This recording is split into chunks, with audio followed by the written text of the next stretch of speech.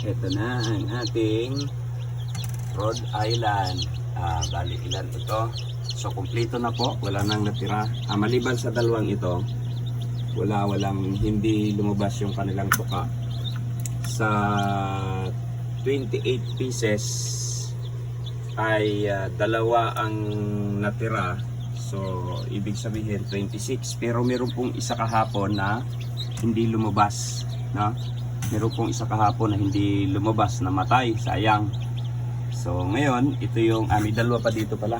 Ito. Bilangin natin. 2, 4, 6, 8, 10, 12, 14, 16, 18, 20, 22, 25. Tama, 25 pieces po ang ating sisiw Rhode Island.